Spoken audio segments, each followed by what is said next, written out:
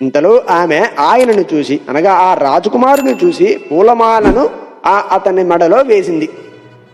వెంటనే ఆ రాకుమారుడు హరిలా మారి అంతర్ధానమై విష్ణులోకానికి వెళ్ళిపోయాడు.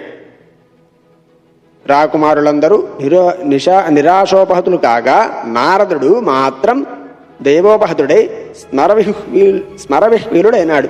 అనగా రాకుమారులందరూ నిరాశపడి వెళ్ళిపోయారు. ఇక్కడ నారదుడు మాత్రం ద్రోహబుద్ధితో కామవాంఛ బుద్ధితో శివుడి మోహంలో ఉండిపోయి అక్కడే నిలబడిపోయి బాధపడుతున్నాడు. అప్పుడు జ్ఞాన విశారదుడైన రుద్రానుజుడిద్దరూ, అనగా ఇంతలో ఆ బ్రాహ్మణులిద్దరూ వచ్చారు.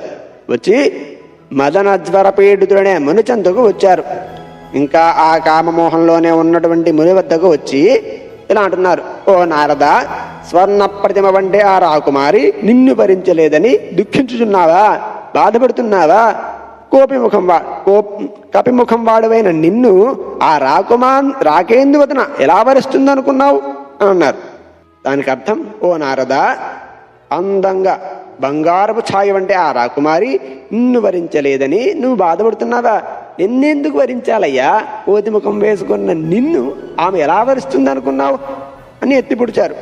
వారి మాటలు విని ముని ఆశ్చర్యపోయి అద్దంలో తన ముఖాన్ని చూసుకొని, వారి మాటలు నిజమే అయినా దురాగ్రహంతో, దురబుద్ధితో, కామవాంఛతో ఉన్నాడు కదా ఉండి వారిద్దరిని ఇలా శపించాడు: మీరిద్దరు బ్రాహ్మణుడైన నన్ను పరిహసించారు కనుక దేనికి ప్రతిఫలంగా బ్రాహ్మణుల్ని జన్మించి రాక్షస రూపాన్ని పొందుతారు అని శపించాడు.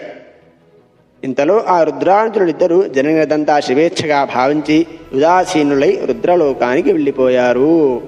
ఇంతటితో నారదుని మోహం అనే ఘట్టం పరిసమాప్తి. రేపటి వీడియోలో నారదునకు విష్ణు ఉపదేశం అనే ఘట్టం తెలుసుకుందాం. హరి ఓం తత్సతు.